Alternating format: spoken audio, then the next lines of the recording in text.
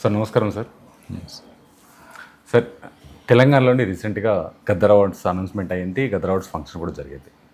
ఈ గద్దర్ అవార్డ్స్ అనేది పాక్షికంగా జరిగాయంటారా, లేకుంటే కొన్ని వర్గాల వరకే ఇది పరిమితమే జరిగిందని చెప్పేసి వాదన వినిపిస్తున్నాయి సైన్ ఇండస్ట్రీలో మొత్తం? అంటే అనేవాళ్ళు ఎందుకు అంటున్నారు, ఏంటి వాళ్ళ కంటెన్షన్ ఏంటి కరెక్ట్గా చెప్పాలి. ఊరికి వర్గాలు నోటికి వచ్చింది మాట్లాడతాం కాదు కదా సార్. ఏంటి చెప్పండి, ఏం వర్గం అయింది ఏంటి మీకు అంటే కరెక్ట్గా షుడ్ బి స్పెసిఫిక్. ఇది ఇది ఇది జరిగింది అని చెప్పండి, పలానాది చెప్పండి, దానికి నేను సమాధానం చెప్పండి. ఓకే. అయితే ఇప్పుడు ఇండస్ట్రీలో ఉన్న పెద్దలు అంటే మరి ఇప్పుడు ఉన్న ఆర్టిస్టులు ఎవరైతే పెద్దలు ఉన్నారు, హీరోస్ చిరంజీవి గారు కానీ, ఈయన వెంకటేష్ గారు కానీ, నాగార్జున గారు కానీ, మహేష్ బాబు కానీ, జూనియర్ ఎన్టీఆర్ కానీ, వీళ్ళెవ్వరు రాలేదు. వీళ్ళకు పిలిచినా సరే సరిగా ఆహ్వానం పలకలేదు కాబట్టి వీళ్ళెవరు రాలేదు పర్టికులర్గా. ఎందుకంటే తెలంగాణలో జరుగుతున్న మొట్టమొదటి గద్దర్ అవార్డ్స్ ఇవి, గవర్నమెంట్ ఇస్తున్న అవార్డ్స్. వీళ్ళు రాకపోవడానికి ప్రధాన కారణం ఏమై ఉంటుంది? వాళ్ళు పిలవడంలో లోపం జరిగిందా, లేకుంటే గవర్నమెంట్ కేర్ తీసుకోలేదు? అంటే నాకు తెలిసినంత మట్టుకు ఈ గద్దర్ అవార్డ్స్ ఇప్పుడు నేను దానికి ఏదో కమిటీలో కూడా మెంబర్ని నేను. సార్ అంటే అవార్డ్స్ నామ్స్ తయారు చేస్తానికి ఏదో కమిటీ వేశారు కదా మొదట్లో. అవును సార్. దాంట్లో నేను మెంబర్ని. నాకే ఫంక్షన్ 14వ తారీఖు నాకు తెలియదు. మీకే తెలియదు ఫంక్షన్? నాకు తెలియదు. ఓకే. నాకు 11వ తారీఖు 10వ తారీఖు ఎవరో మీలాంటి వాళ్ళు ఫోన్ చేసి అన్న నాకు 2 పాసులు కావాలి అని అడిగాను.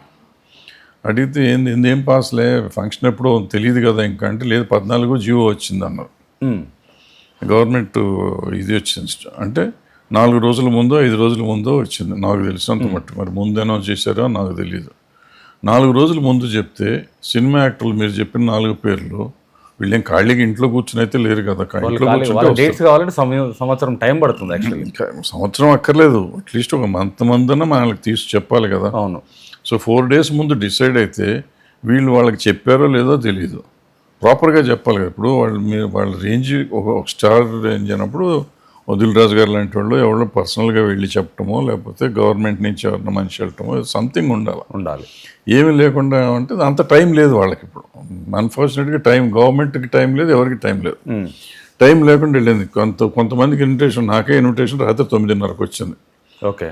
సో అంటే వెళ్తానికి అవకాశం ఉండాలి కదా. సరిగ్గా ఉందో లేదో తెలీదు. సో నేను అనుకోవటం టైం లేకపోవటం తప్ప వేరే ఉద్దేశాలు ఏమి ఉండవు.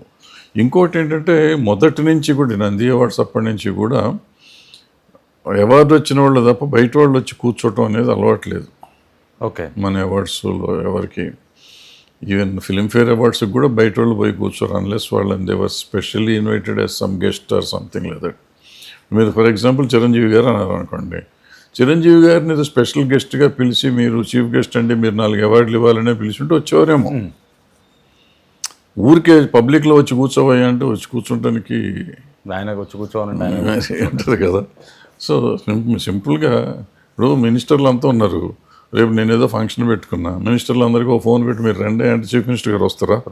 ఎందుకు రాలేదా చీఫ్ మినిస్టర్ మనం అడుగుతాం? అడగలేము. సిమిలర్గా చీఫ్ మినిస్టర్ గారు ఆయన గవర్నమెంట్లో ఆయన పెద్ద ఎట్లలో మాకు చిరంజీవి గారు అంతే గొప్పడు. సో ఆయన ఎందుకు రాలేదు అంటే దానికి సార్ పర్టికులర్గా టైం లేదు అంటే ఏదన్నా స్పెసిఫికేషన్ డే ఫిక్స్ అయ్యారా, లేకుంటే గద్దర్ గారి స్పెషల్ దినంగా ఫిక్స్ అయ్యారా, లేకుంటే దీనికి ఏదైనా తెలియదు అసలు అదేం తెలియదు నాకు. షార్ట్ పీరియడ్లో పెట్టాల్సిన అవసరం ఉంది. నాకు తెలియదు, వాళ్ళని అడగండి, పెట్టిన వాళ్ళని అడగాలి. నన్ను అడిగితే నేను ఏమన్నా పెట్టినా నాకేమన్నా సంబంధం ఉందా అంటే ఇంత అరిబరిగా చేసి తెలియదు నాకు అసలు 100% నాకు తెలియదు. నాకు కూడా పోయేది లేకుండే. ఫార్చునేట్గా ఏంటంటే జయసుధ గారు కూడా ఇక్కడే ఉంటారు కాబట్టి ఆమె కారు ఎక్కేసి వెళ్ళాం. ఆమె కారు లేకపోతే నేను వెళ్ళేవాడిని కాదు. ఓకే. అవకాశం లేదు. అంటే ఇప్పుడు గవర్నమెంట్ మీద మర్యాద లేకపోవటం కాదు, ఏం కాదు. ఇప్పుడు ఏమవుతుందంటే అక్కడ పోతే పార్కింగ్ ఉండదు, సెల్ఫ్ డ్రైవింగ్ వెళ్ళే వాళ్ళు చచ్చిపోతారు. ఆ కారు ఎక్కడో పెట్టి నడిచి వస్తే లోపల రానియాడు, పోలీసు వాడు ఎక్కడో ఆపుతాడు, ఏ గేట్ దగ్గర ఆపుతాడో తెలియదు పోలీసు. అవును. సో ఇవన్నీ పెట్టుకుని ఎందుకు పోతాం, అవసరం ఏంటి? అందరినీ పిలుస్తారు, పాస్ లేని వాళ్ళు సంగతి ఏంటి పరిస్థితి? ఇప్పుడు మాలాంటి వాళ్ళ సంగతి ఈ ప్రాబ్లము. అందరినీ రాలేదు అంటారు. ఎవరు వస్తారు? ఎంతమందికి ఇన్విటేషన్లు వెళ్ళినాయి? ఇన్విటేషన్లు అందరికీ వెళ్ళినాయా? కొంతమందికి ప్రాపర్గా ఇన్విటేషన్లు వెళ్ళినాయా? అడిగి ఇన్విటేషన్లు వెళ్ళేవాళ్ళు కొంతమంది ఉంటారు, వచ్చినా వెళ్ళని వాళ్ళు ఉంటారు, కొంతమంది మర్యాదగా పిలిస్తే వెళ్ళేవాళ్ళు ఉంటారు. సో నువ్వు ఎంతమందికి ఇవ్వగలిగావు? నీకు టైం లేదు. టైం ఉంటే నిజంగా చేయొచ్చు, ఎవరో ఒకళ్ళు. టైం లేదు. టైం లేనప్పుడు ఎట్లా వెళ్తారు?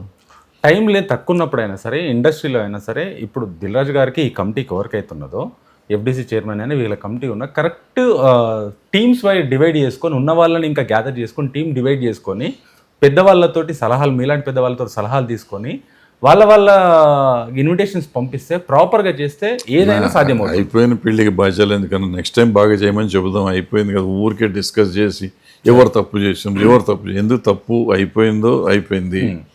అండ్ 14 years తర్వాత అసలు అవార్డ్స్ ఇవ్వటం అనేది ముందు అచీవ్మెంట్. తెలంగాణ గవర్నమెంట్ చేసింది అచీవ్మెంట్.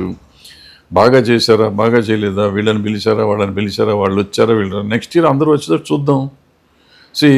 ఎంతసేపు let us not blame them, మనం కూడా సపోర్ట్ చేద్దాం కావాలంటే.